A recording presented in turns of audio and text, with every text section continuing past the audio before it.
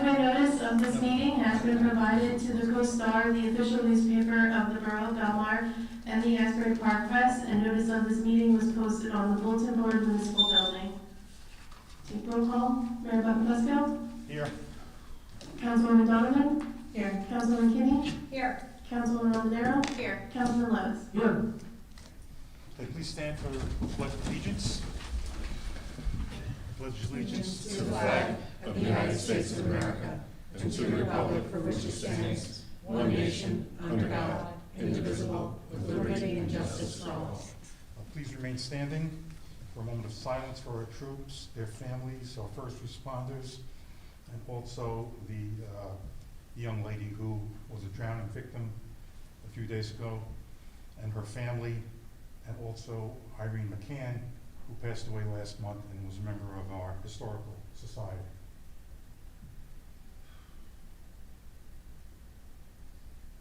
Thank you.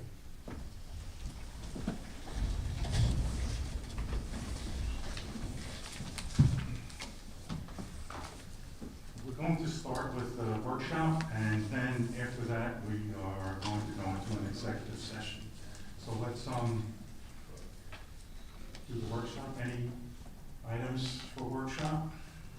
I actually had a couple of questions, if that's all right. One is on the affordable housing piece. It had a mention of the median income. Is the median income that's referenced there for Monmouth County, Belmar, state, federal median income? Where is to qualify? It's the Region 4, you're in Region 4, so that's Monmouth County, Mercer County, and Ocean County, I believe. My other question, there was a connection fee that I wanted to ask about. It was pretty hefty. It was over $8,000. Can you share a little bit more about that? Yeah, the connection fee is a fee that is paid by individuals or developers in order to connect to the water sewer utility. It's very common in other towns, and it's essentially like a buy-in to the utility. I compare it to like a fee that you pay if you're joining a country club. You know, there's usually a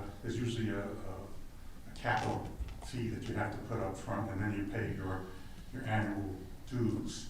And what it represents is the amount of money that all the users of the utility have essentially paid into the system to keep it where it's at.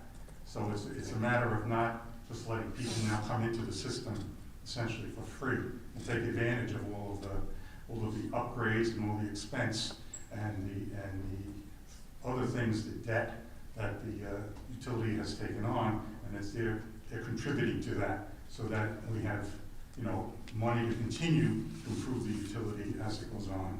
So is that fee flat for both like a large development and an individual residence?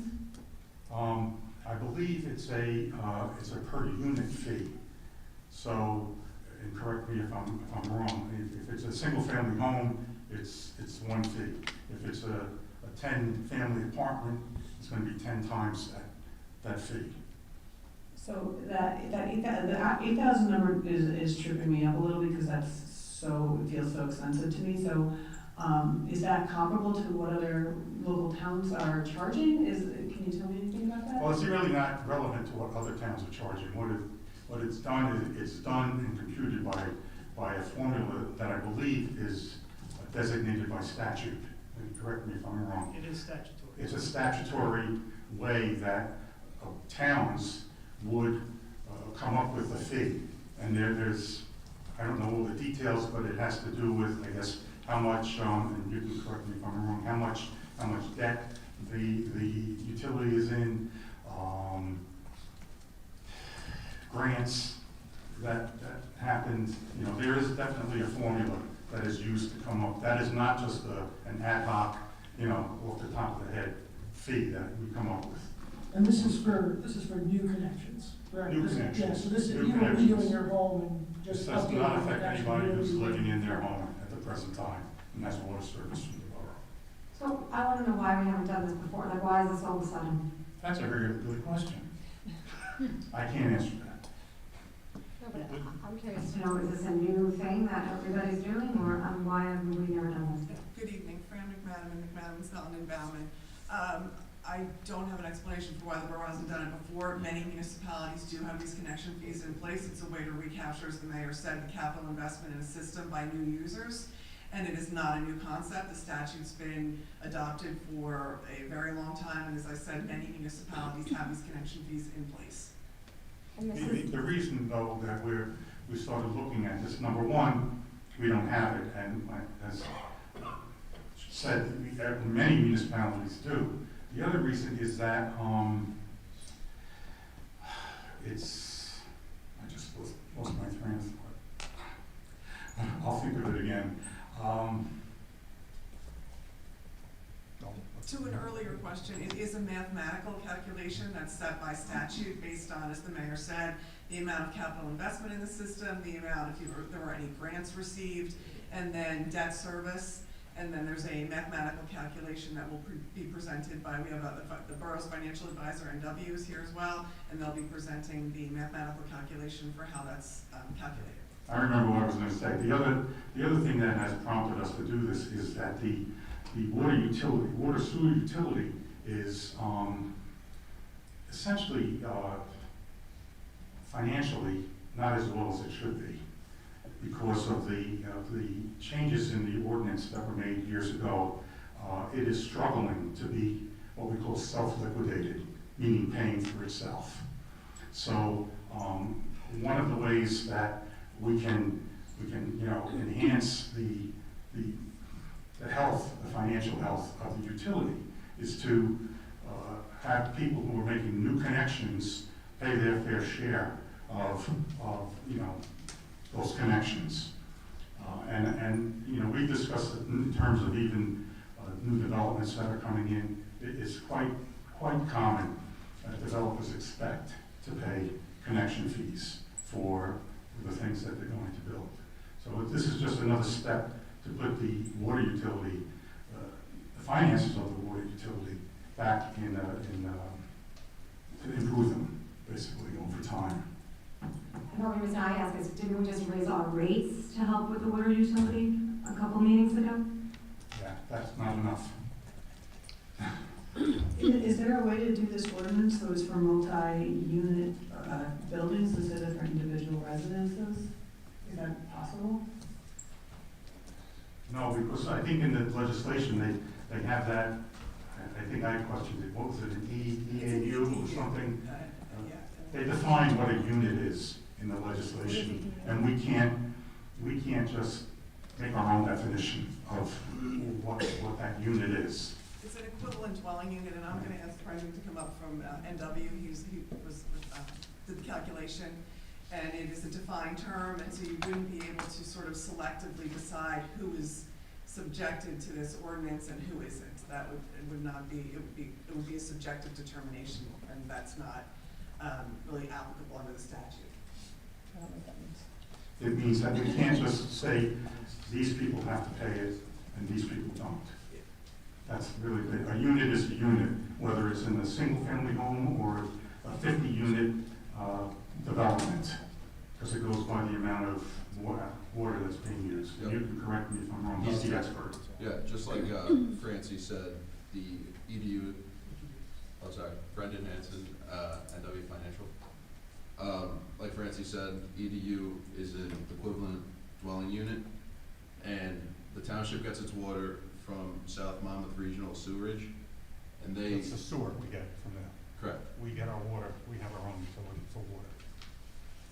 They define the EDU as 208 gallons per day, and that's the same calculation we use to do this analysis.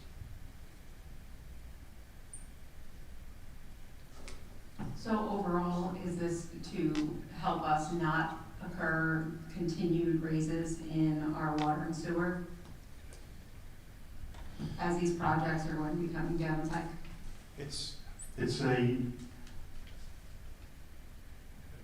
a fee that is very common for most towns to impose, okay? And we're at the point where we cannot continue moving forward without having that fee. To Councilwoman Kinney's question, why hasn't this been done before? I don't know. It should have been done, and we would have had a ton of money, you know, in the utility, had it been done. If you think back over even the last 5 years, 6 years of the building that has been done in town, and we lost that opportunity to gather that connection fee. So we're putting the utility back on the right track, more or less, by imposing this fee. And as I said, it's done by statute. It's not something that is just pulled out of thin air. There are calculations. What are the calculations based on in terms of, you know, getting to that number? So, it starts with you have to identify the cost of the systems for this. We went back, I actually went through the audits over there from 1980 until now. And that's why the cost is so high at 8,000, like you're saying, because so much investment has gone to the system and no one's really paid for it coming into it. But you identify the cost divided by the EDU, which is another formula, and then that gets you your connection fee. So it's a way of spreading the past cost to future users. Is that more or less correct to say it that way? Correct. And again, this is not something that you made up. It's a statutory formula on how to do this? That's correct, yes. Okay. So going back to 1980, that's in the statute to go back so many years to do that? Yes, that's correct. Okay. One of the things that I read, Mayor, in this is that connection fees, which are at one-time initial service charges for the right to connect, are deemed an integral part of the borough's rate schedule. And also, should the foregoing connection fee create a hardship, applications can be made to the mayor and council for a time payment. I have a question. Is this fee also going to apply to residents who might be renovating their homes, or is this only brand new construction? And I think it's statutory language to go with. Well, as it's currently written in the ordinance, it will include additions to current residences that expand the size of the residence. If it needs any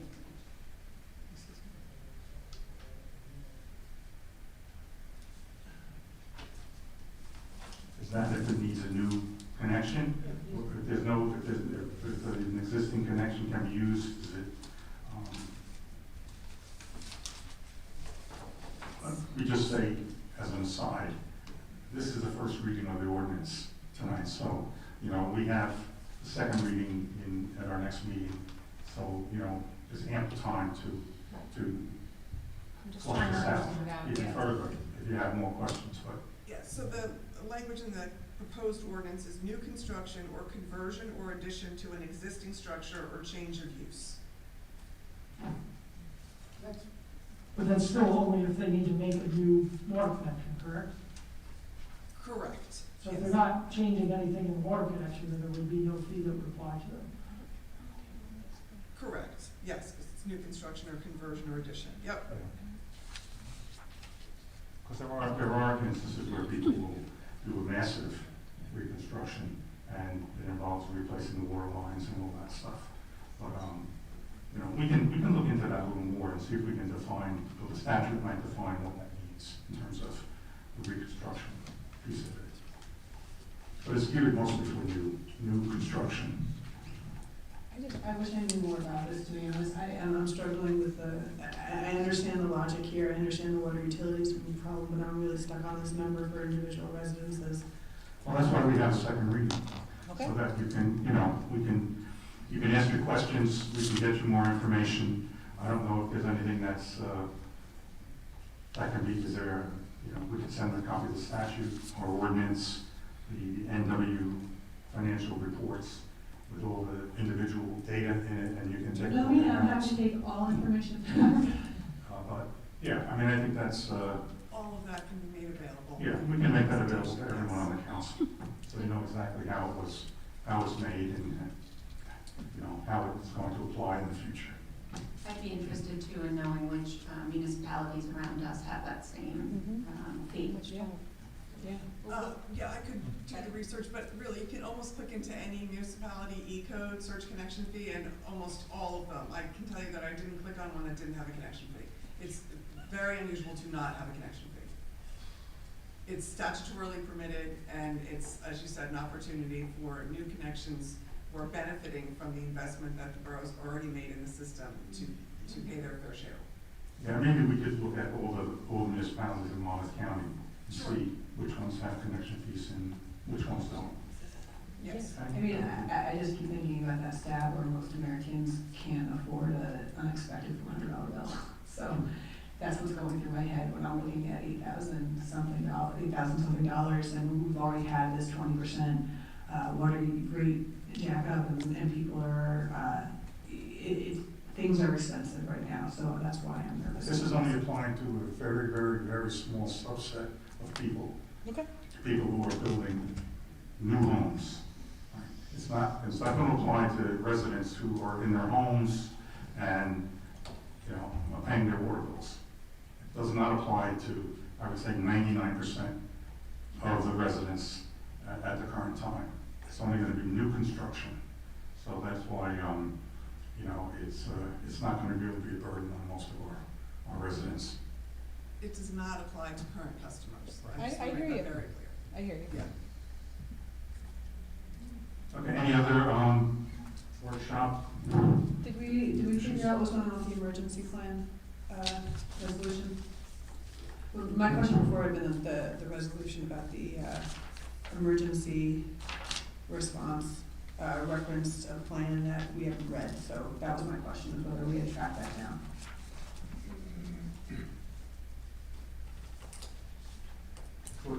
Yes. Some research. Rob DeMartin is our OEM coordinator. He did send me a copy of the plan. It's over 300 pages. It was the plan that they adopt every 2 years. It has to be approved by the county sheriff's office and the state police. I can circulate it to the council, but it's an internal document that's not operable or releasable to the public because it's their emergency operations plan. Security issues. Right. So are we still voting on that tonight, or are we pulling that? We can put it off until that gets circulated. I don't think there's no deadline or anything for that for us to. There is, but I think we have time. Okay, so why don't we put that on for the next meeting? Everyone will get a copy of the 300-page plan. There'll be a quiz at the next meeting. I look forward to it. Multiple choice. And we can vote on it then. Which resolution was that? That was 156. 156, right? 2025-56. So we'll hold off on that. Anything else? Two things I want to just mention too is our next meeting. Most of us would probably be missing because of an event that's occurring. So we would, rather than cancel the meeting, just want to know if everybody's good with starting at 5:30. We will follow the, you know, obviously the rules, the Public Meeting Act rules. We'll advertise it, and you know, if there's no objection, we'll just start at 5:30 for that meeting, and we'll go to whenever it ends. Okay. The second thing was, I know there's going to be interest in what attempts the borough, or what actions the borough may take or may be considering taking in terms of the lessening the temptation for people to go into the water in the ocean when it's you know, especially rough, or you know, they just come, it's a beautiful night and people are going into the water after the lifeguards have left. And I think I'm going to punt this to our police representative here. Does he know he's going to? Yeah. Lieutenant Lee is going to. Yeah. I know there's been discussions between the police and the chief lifeguard and Mr. Kane in terms of some of the things that we might be able to do towards the end of the season. Lieutenant Lee to go over exactly what they're doing, but, is this thing on? Can you hear me? Yes. But at the end of every summer, we get everybody together and assess the year and come up with suggestions for, you know, to make things a little bit better. And that's obviously gonna be number one, because it seems like more and more people are coming earlier or coming later and staying later. And like you said, on a nice night, the temptation to go in the water is there. So I'll ask Lieutenant Lee to just, go over what we've been doing and how we're gonna expand it a little bit for the next couple of weeks. So what we've done just recently is we've added personnel to stay later. They've been staying later. They've been mobile on the gators with the beach vehicles to have more visibility. And I know they've also kept skeleton crews of lifeguards on, seeing as though the water is so rough. Just trying to keep people out of the water and keep them from swimming in it. Just one more thing, Mayor, too. We had a call from the governor's office today, and because of the hurricane that's out now and creating the rough seas, the governor's office is suggesting that most municipal beaches should red flag through Friday. Obviously, we'll be doing this on a daily basis and assessing the situation, but this storm, based on weather forecasts and what everybody's saying, is gonna intensify the surf action, which will most likely create, keep rough surf through the end of the week. So they're saying take real precaution and possibly red flag your beaches through Friday. So, like I said, we'll be going through this daily and putting notices out. I think the greater concern, at least the way I look at it, is not when we're having the storms, when the weather is beautiful. And people want to, are up at the beach at 7 o'clock and want to go in the water. So, I mean, that's also an area where we might want to pick up patrols. I mean, when it's rough and it's raining, I doubt there's really going to be anybody running in the water. But, when it's nice out, those are the nights or the afternoons where people are likely going to be wanting to go in the water. I will say I've been looking at the weather forecast, and it looks like there are like 2 storms backed up behind this storm. So this may be, the status quo for the rest of the summer. I don't know. But it just seems to me that, we're in a trend now where we're going to have one hurricane or tropical storm after the other. And I think we just have to pray that none of them hit New Jersey and they stay way out into the ocean. But seems to be a very active season. So I think we'll be in good stead in doing what we want to do, at least until we're finished with the summer season. Any other questions on that? Any other matters for a workshop? Seeing none, why don't we move on to resolution 151? Yes. To vote on 5:30 start of. No, I don't think so. I think only we're in agreement. I don't think I'm gonna be able to be with them because I see patients until 6, so I might not be able to pull that off. I'll let you know.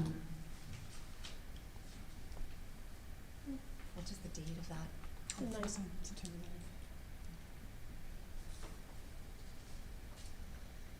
Okay. That's it for the resolution? You don't want to close session still? Yeah. Okay. Can I have, we have resolution 2025-151, whereas it has been determined by the Borough Council that it is necessary to discuss the following specific matter at its regular meeting in the absence of the public, pending litigation and affordable housing negotiations, whereas the Open Public Meetings Act permits the Borough Council to exclude the public from that portion of a public meeting during which such matters are discussed. Now therefore be it resolved as follows. The Borough Council shall recess into a private executive session from which the public shall be excluded to discuss the previous mentioned matters, that the scope of the aforesaid executive session shall be limited to the previous matters stated, that those matters discussed in executive session shall remain confidential until such time as the need for confidentiality no longer exists as determined by the Borough Attorney, and that minutes of the closed session shall be taken and kept free from public review until such time that the need for confidentiality no longer exists as determined by the Borough Attorney, and then the regular meeting of the Borough Council shall resume after the private executive session at which time the Borough Council may take action in reference to the topics discussed. We have a motion to offer this resolution. I'll make the motion. April, before we vote on that, could you add also to the reasons that we're going to discuss matters requiring confidentiality between council and the board? The governing body. There are times that attorneys need to talk to the governing body regarding matters, like all attorneys talk to a client confidentially. That wasn't read by April, so I'm asking that be added. Okay? Did we lose? Did I get a second? Second. Okay, Councilwoman Donovan? Yes. Councilman Kenny? Yes. Mayor Buckafusco? Yes. Councilman Romanero? Yes. Councilman Levis? Yes. When you coming back? We'll be back. When you coming back? Hopefully shortly.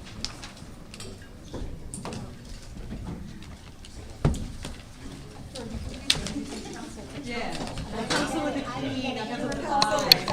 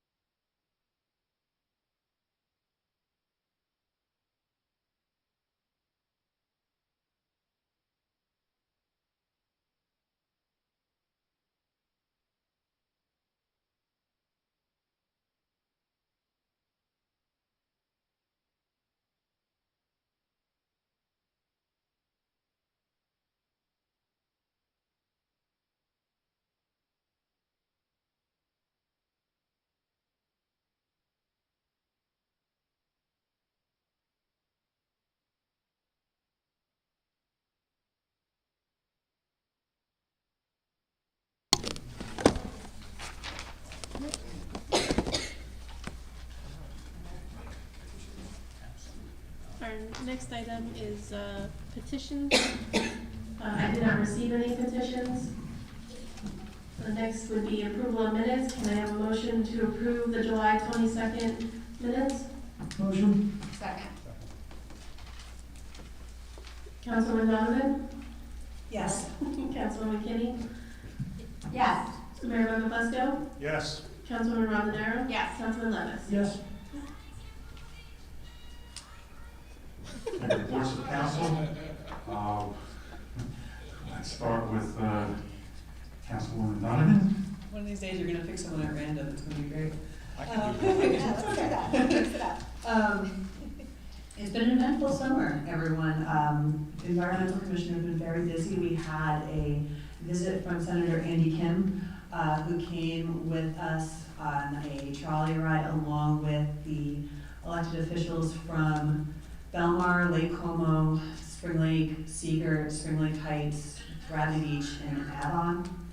And we discussed all the problems our coastal lakes are facing, along with emergency management, along with experts from the American Willow Society and Monmouth University's Urban Coast Institute, and all ways that we can also work together as towns amongst your services or project ideas, or just sharing what has been our successes.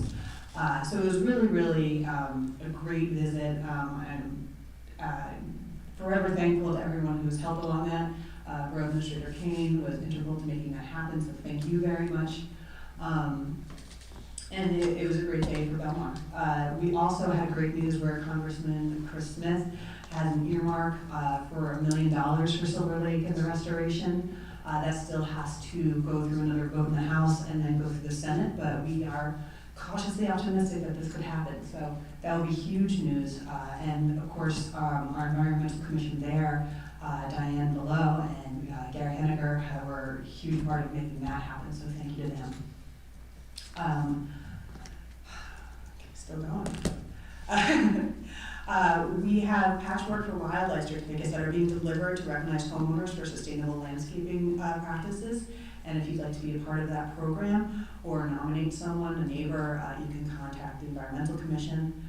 And the borough has also received grant funding to create a community energy plan, so that is under works as well. The Belmar Pro Surf competition is September 5th, San Gennaro is September 13th, and that is all I have for you. Oh, and last night, guys, we had 6 members of the Harvard University softball team come, and they ran a free clinic here in town for girls throughout our shore towns. We had about 65 girls showing up, almost that sign up. We had a 2-hour free clinic. We raised a couple $100 for the softball field as well. It was an amazing night. One of our goals in this whole process has been to encourage more girls to play sports, more girls specifically to sign up for softball, and I believe we had more girls from Belmar come out than have signed up for Tri-Shore. So we are making steady progress on these goals, and it's wonderful to see the community supporting these projects, so thank you all. Councilwoman McKinney. Thank you, Mayor. I did just want to say thank you to the Belmar lifeguards, water rescue, the police department, EMS, everyone who was involved in that heroic save on Friday. Even though we did, sadly, our hearts break for the family of the one girl that was lost. But I also just wanted to make mention that there were some local Belmar residents who were also up at the beach who participated in some of that life-saving activity, and they will remain nameless, but I just want to say thank you to those amazing residents who just didn't even think twice. They jumped in, they tried to help out, and I do believe they were able to help the one sister. So that, I just would like to say, we're very grateful for everyone who was involved in that, even though it was tragically we were unable to save everyone. Okay, a couple quick things. Recreation, fall soccer signups are happening now. Fall tennis lessons for children and adults, you can sign up. Those signups are also happening now. This Friday is the last Friday night concert in Piano Plaza, and it's the Black Ties, so come out and see the last concert of the season. There are supposed to be two more movies on the beach, but they've already scheduled tomorrow night as a tentative no because of the weather and the surf and the wind, and it's not supposed to be great conditions tomorrow night. So the last movie is The Wizard of Oz, And then, we also have a 50th anniversary edition showing of Jaws, and that's gonna be on September 5th. Also, I believe on the 7th Ave Beach, so come out for Jaws on September 5th. Back to school, Belmar Elementary, back to school, staff teacher training is August 28th. Tuesday, September 2nd is orientation for new students, and the very first day of school is Wednesday, September 3rd. And those first couple days of school at Belmar Elementary are half days. St. Rose High School and St. Rose Grammar School also go back September, the PD, professional development, and teachers go back on the 2nd, orientations on the 3rd, and the first full day of school for the grammar school and the high school is September 4th. Sad, right? Okay, and lastly, skate park fundraiser, October 11th, we're looking for donations, anybody who would like to sponsor, there's gonna be bands, giveaways, prizes, 50-50, it's gonna be a fun day, and so look out for that, that's a day event, all ages 1 to 5 at Bar A, October 11th, so come out and support the skate park, and that's all I have. Thank you. Councilwoman, Council President, General. Oh, I love that. Thank you, Mayor. My heart also goes out to the young girl and her family who drowned last week. And I'm very grateful to all those who are on scene, our first responders, water rescue, police, EMS. And I echo the mayor's sentiment in his statement, which is that the way we can honor this loss is protecting ourselves and loved ones by not having them swim in the ocean when the lifeguards are not there to protect them. I thought that was really something that we could do. And I really hope that everyone takes these warnings very seriously. Children, especially children, I love the idea of the gators on the beach to be able to let people know, hey, come out of the water, this isn't safe, we don't have lifeguards and staff, because as a child, your brain is not developed well enough to really know that this is okay, or it's gonna be fine, let's just do this is gonna be fun. And so it is I think our duty to especially warn the younger population about the risks. So thank you for all that you're doing. Last week, the Belmar Summer Camp wrapped up their program. I'd like to thank our Recreation Director, Barry Trudeau, and Camp Director, Colleen Dillon, for putting on such a great program again for our local kids. The BHA still has their waiting list open, but it will close soon. 2 new tenants have moved in, and 2 units are being renovated. Last meeting, we talked about a potential key box for emergency entrance for the police to use to go into the BHA, and that will be installed after a resolution from the board at their next meeting. For the library, I'd like to thank the mayor and the library board for their support in making sure that our next summer concert will be back on the lawn at the library featuring the Eboro Bandits. Invite your friends and family, bring your lawn chairs for an evening of great music. And then Hispanic Heritage Month begins September 15th, and the library has 2 major events for that. Hispanic Heritage Field Day, which is September 20th at 10 a.m. to 1, which is a fun collection of indoor and outdoor activities and games that celebrate contributions of Hispanic culture to American life. And then there will be the Hispanic Heritage Cultural Celebration on the 30th of September at Taylor Pavilion. And that'll be wonderful dance party music with the Rocka Boys and refreshments by Santo Ceviche. So announcements with registration links will be coming out soon. So just stay posted. Thanks. Okay, thank you. Councilman Lutz. Thank you, Mayor. I just want to thank our DPW Director, Bill Musto, for the preparations he's been doing for the high surf we're going to be having, the Moby mats are going to be coming off the beach. Beyond that, we're not really expecting storm surge, but the data is showing that the swell is going to peak around Thursday night at high tide at 7 at 9.9 feet in 18 seconds. Those are very big waves. Do not go in the water. Be careful if you're going down to the ocean to look at it. It's going to be very, very, very high surf. So don't put our first responders at risk. I think maybe you can take a jet ski out or doing something crazy. Stay out of the water, keep your boats docked. Just stay out of the ocean on that day. That's all I have, man. Okay, thank you. I again would just like to, express my thanks to our first responders, the lifeguards, the water rescue team, the police, the EMS. Again, we're so fortunate to have these people here in the borough to assist and to provide these services when they're needed. I ask every resident to pass the message on to people, relatives, friends, that they're not to go in the water unless there's a lifeguard there. And, I'm going to state the obvious, that's why they're called lifeguards. They're not called beach attendants, they're not called, beach watch or anything. They're there because, you can lose your life in the ocean. And I think we have to impress on our friends and neighbors and family that, the ocean is a dangerous place. It could be a lot of fun, but, when you go in, if you're going in the water, make sure you're in front of a lifeguard because anything can happen. So if you pass that on, and again, I thank all the responders for what they did. One other item I would like to mention, let me just get my phone here.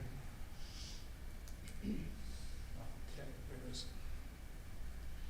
it? I'd like to just announce that our resident Mark A. Spagnolo, who was in the Fire Academy, has received a recognition of outstanding academic achievement and exemplary performance as a student in the Firefighter 1 basic training program. So, it's an honor for him to be a resident of Belmar and to be a part of our fire department. I'd just like to congratulate him on that award. And I believe that is all I have. Oh, I do want to echo Councilman Levis about going up to the beach. Everybody wants to see the big waves. Again, when you're telling people not to go in the ocean, tell them not to go up to the beach when we're having a hurricane. I know it's interesting to see the big waves, but again, we don't want to put our responders in a situation where they have to now put their lives in danger to go rescue someone. So just keep that in mind. Watch it on television. I'm sure there'll be plenty of press on what's going on at the beach. And other than that, I think I'm finished. Any other last-minute comments? Okay, let's move on to the public session.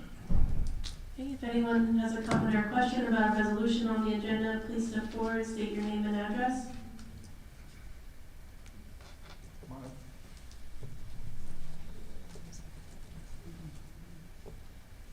Is this straight public session? For the resolution. This is the public session for the resolutions that are listed on the agenda. Okay, I'll sit down and wait for public session. Okay. Public comment. Is there anyone else who would like to make a comment on the resolutions on the agenda? Can I have a motion to close the public session? Motion? Second. All in favor? Aye. Can I have a motion to amend the consent agenda to table resolution 2025-156? Motion. Second. Councilwoman Donovan? Yes. Councilwoman McKinney? Yes. Mayor Buckles? Yes. Councilman Rondero? Yes. Councilman Levis? Yes. Okay, can I have a motion to approve the consent agenda as amended? Motion? Second. Councilwoman Donovan? Yes. Councilwoman McKinney? Yes. Mayor Buckles? Yes. Councilman Rondero? Yes. Councilman Levis? Yes. Next, we have ordinance 2025-19, an ordinance amending and supplementing Chapter 39 entitled Affordable Housing, General Program Purposes and Procedures, addressing the requirements of the Fair Housing Act and the Uniform Housing Affordability Controls regarding compliance with the municipality's affordable housing obligations. Do we have a motion to offer this ordinance for first reading and introduction? I'll make the motion. Second. Councilwoman Donovan? Yes. Councilwoman McKinney? Yes. Mayor Buckles? Yes. Councilman Rondero? Yes. Councilman Levis? Yes. And then we have ordinance 2025-20, and ordinance amending the Borough Code, Chapter 29, Water Sewer Utility Department, establishing connection fees. We have a motion to offer the ordinance for first reading and introduction. I'll make the motion. Second. Councilman Donovan? Yes. Councilman McKinney? Yes. Mayor Plasko? Yes. Councilman Rondero? Yes. Councilman Lopes? Yes. Okay, and now we're at the regular public session. Just a reminder to please state your name and address before speaking. And I'd just like to remind everyone, there's a 5-minute limit that will be enforced, and try to limit your speaking to comments. Anyone?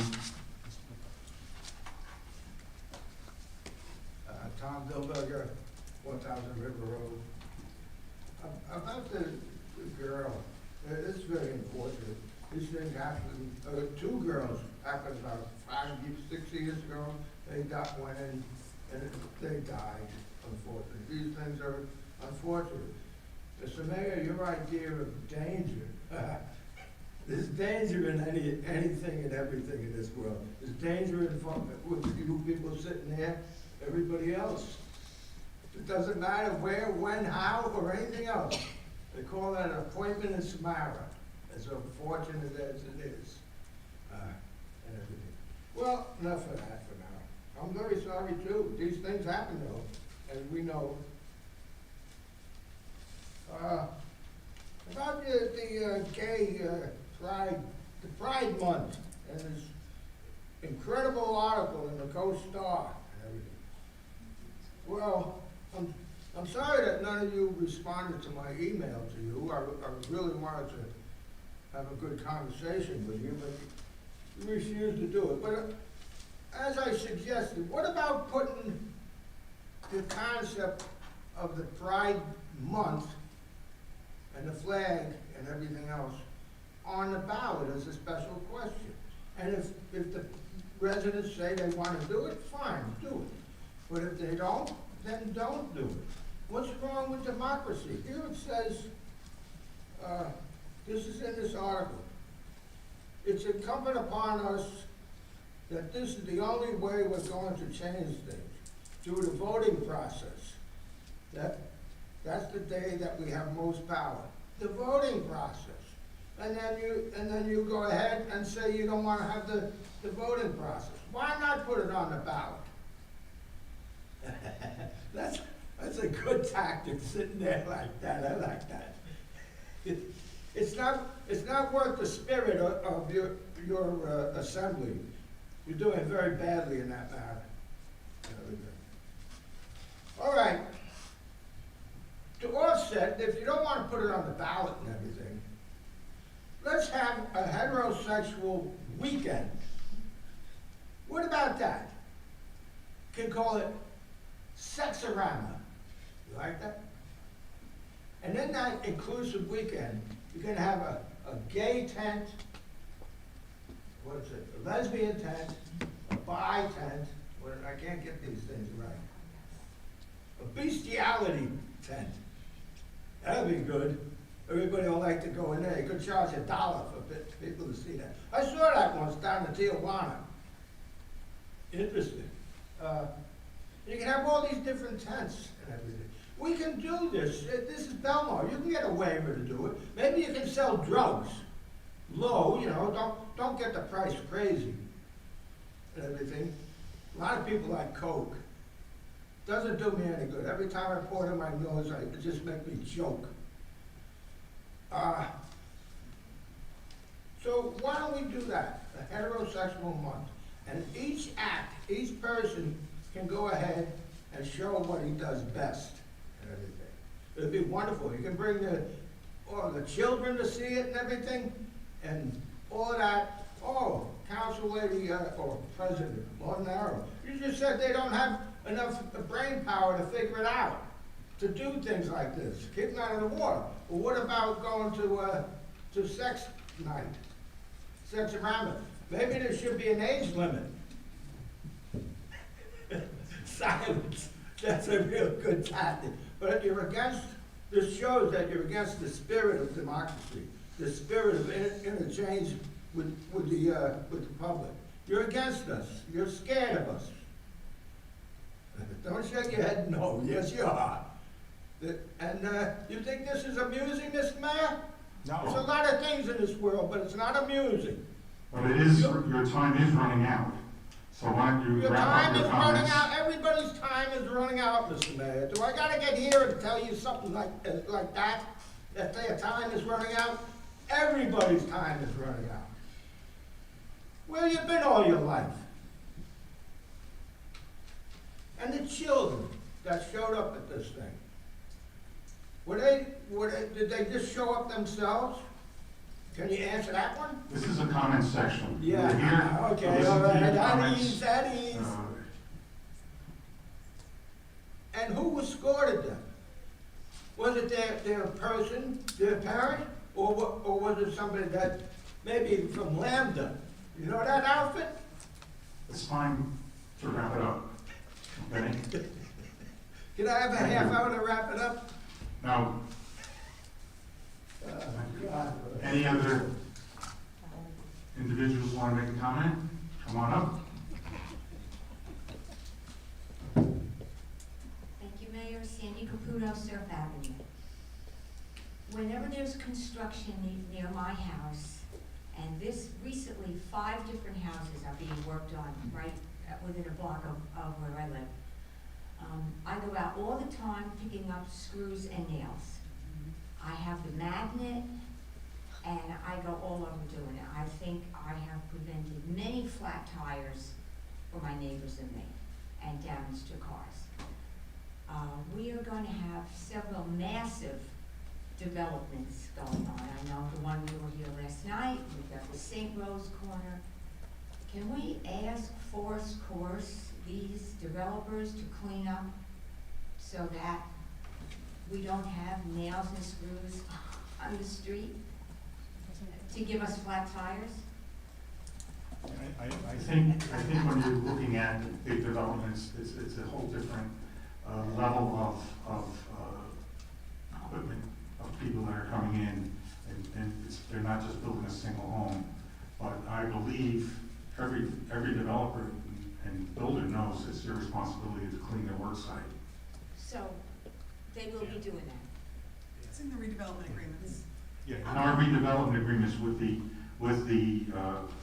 entities that we've made agreements with in the affordable housing area, they know they have to do that. Okay, thank you. Also, last night's meeting was overwhelming, so the meeting before, there was talk about the dog run on the roof and how that would be cleaned and where that water would go. Did that get settled?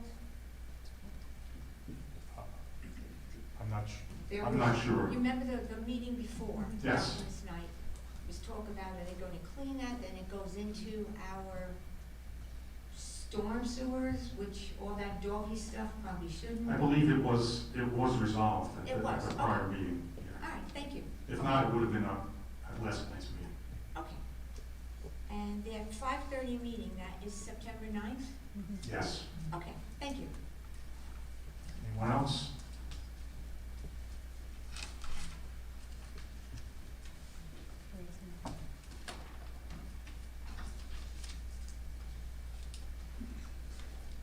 Barry Lubin, 15th Avenue. On Monday, August 4th, I got a letter from the Shade Tree Commission. It's ambiguous. First of all, I don't have a tree on my property. It's signed Shade Tree Commission, which to me means anyone on the committee, the inspector who may have sent this letter is scared to be named. That's my experience. All the organizations and volunteer over my entire career. It's just a scared tactic just to name the committee.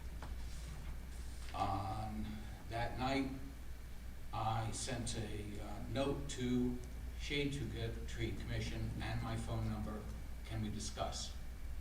2 days later, that night, I will look into this and get back to you. The next day, good afternoon, I'm still waiting. that afternoon, Barry, we will get back to you shortly. That's Tuesday the 5th. Monday the 11th, I said, good morning, it's now been a full week, and I haven't gotten a response. On Monday afternoon, thinking I was doing the right thing, on the bottom of the letter, I put in an application for ornamental grass that I had put in 4 years ago, thinking that's what, because it was on the curb cut, the strip, thinking that's what the issue was. So April saw me, but I gave it to the other office. And so I just did that. I figured $10 to the town. Okay, I can handle that. Tuesday evening, over a week, I got the phone call finally. And I said, I don't understand what's going on. Well, the tree on your property is playing with is making the sidewalk come up. I said, I don't have a tree on my property. He said, I can send you a picture. So he sent me a picture. It's the property next door. So why isn't someone, whoever this inspector is or whoever's looking at the zoning charts and seeing whose property it truly is? I know for a fact recently at least one other person got their next door neighbor's letter. So somebody's not looking. So that's my complaint. So that was Monday and Tuesday. So my notes. I find it awkward that nobody will sign it. The chairperson on the zoning board, April signs it, the attorney signs it, somebody signs it. The fact that it took over a week, that's problematic. The fact that I know I'm not the only one in town to get somebody else's letter, that's problematic. Today, in the mail, I got an email denying my permit. Ornamental grass is not allowed in the curb cut. Okay? It's been 4 years. Nobody's complained about it. So, I did an informal survey driving around town this afternoon, and there must be 50 or 100 people that have ornamental grass in the planting sweat curb cut. So what I'm asking, after my anger now, and thank you, April, because you helped bring that anger down, I'm asking for the governing body to please look at that minor thing about no ornamental grass, because the permit asks for the tree, and if I were putting a tree there, I would have put one of the ones that the Environmental Commission requests, native. Ornamental grass is native. Forgot what else I was going to say. If I put a tree there, which I could by permit, unless, because it's under the wires, it would have been denied, I don't know. But a tree in several years is going to hit those wires, and then it's going to have to be. The tree, in a few years, is going to bring the sidewalk up. The grass is never going to get higher than 6 feet, and it's not even going to get that high because I crop it like properly. So I'm asking that you guys look at that provision and allow ornamental grass. It's just, it's far better looking than a lot of the other people have. And that's it. We'll look at that. I mean, that's going to require a change in the ordinance. Understood. But I think we'll take a look at it and see what, council wants to do with that. And as liaison to the shade tree, I will certainly relay your comments and get to the bottom of why this all happened. So I'll get back to you. Thank you. Anyone else?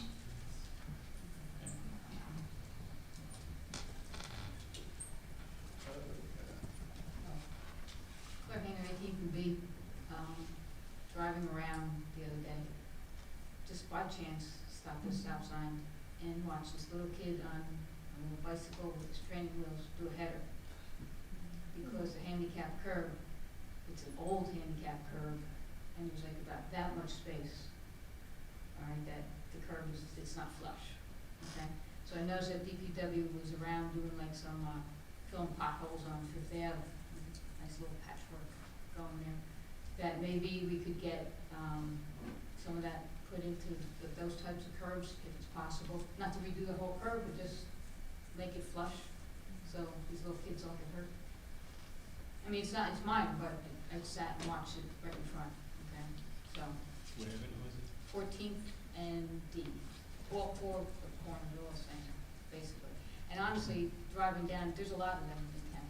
It's just this much. Yeah.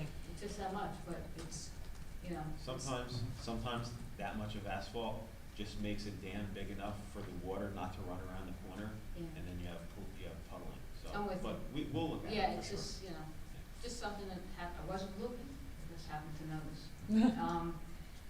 Thank you for that enlightening workshop. There was interesting information, especially for zoning, so all the people that are coming and building new houses, we have more information from them now. And is, like, that information just available as soon as, like, April publishes the agenda with that, on those ordinances, I guess? That's the way to find out all that information? The ordinance? Yeah. Yeah. Okay. Because everybody kind of was shocked up there about hearing about that. The beaches, when you're talking about, you know, we were up there on Friday night afterwards, and people were saying maybe $1,000 fine, big foot in the water, you get $1,000 fine, which is probably impossible to do. But at the same time, I don't know if you noticed some of those hot summer nights, those beaches were packed. I mean, like packed, as if it was like noontime. You know, I know it costs money to extend the beach hours. We extended the park until 2 a.m. or something, 1 a.m. For what? I'm not sure. So like maybe extend the beach hours and get an entrance on every other block or something? Can I make a comment about this? I don't know if you heard, but after the fatality in Seaside, I did hear they were ticketing people who went into it. I don't know if we could do that, but I did hear that that is happening in Seaside after their fatality. It's something that obviously we can discuss, but it still boils down to the fact that if you have guards until 7 o'clock, then, you know, you still have a window of opportunity after 7 for people to go into the water. If you know, so there's no real answer to it. The real answer is for people to not go in the water when there's no guards available. And, you know, it's just, you can't, and to just have swimming on certain beaches, that's probably unenforceable. Because, you know, you can have guards on every other beach and you'll see people down at that end swimming and people over there swimming. And, you know, it's just going to become a nightmare trying to do that. So, you know, it's, and then, you know, if you want to take it even one step further, then we have a situation where, you know, are we going to have to put guards until like October 1st? Because, you know, the guards end at, I don't know, mid-September, but you have beautiful days at the end of September, people still go on the beach. So it's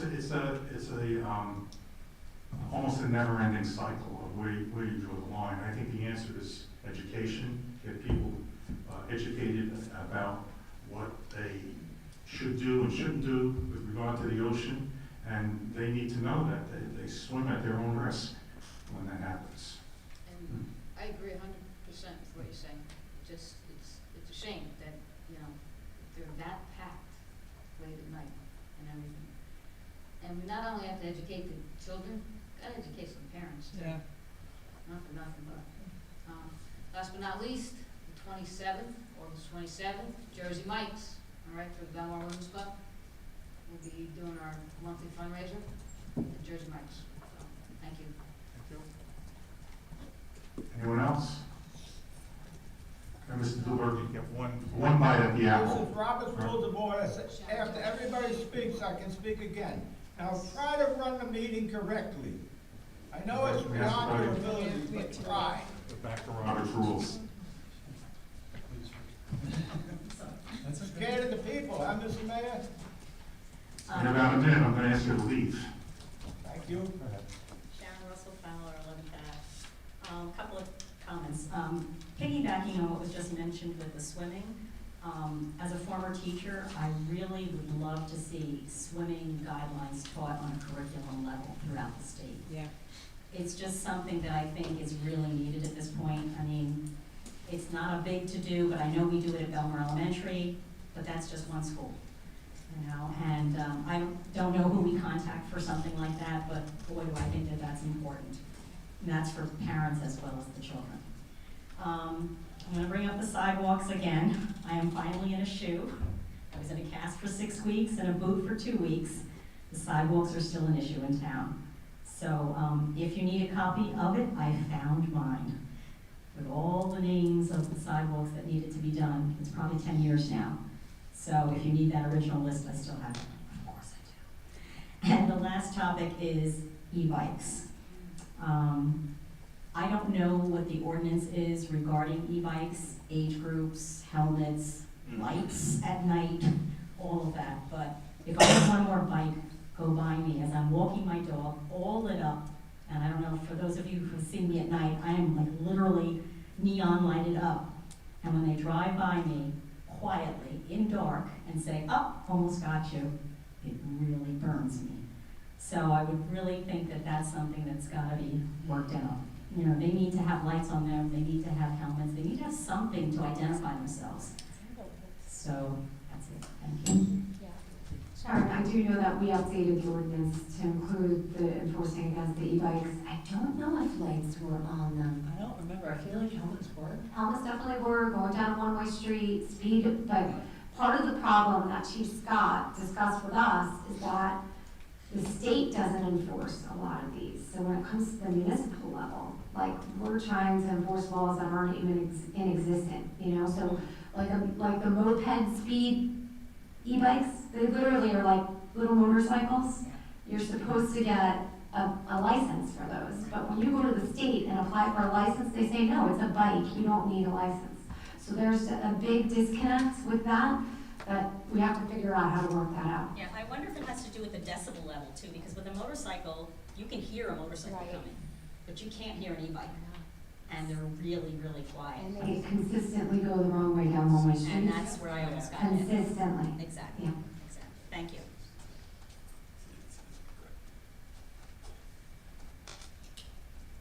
Ed Lippincott, 305 4th Avenue.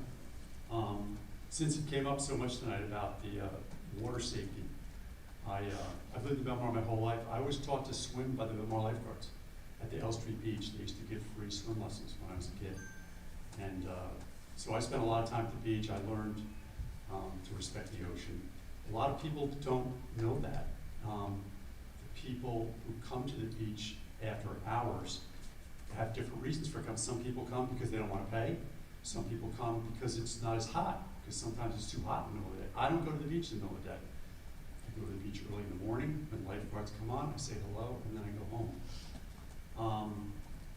I think when I'm down at the beach in the morning, there's not a lot of people swimming. The people that are being rescued after hours, after 5 p.m., after 6 p.m.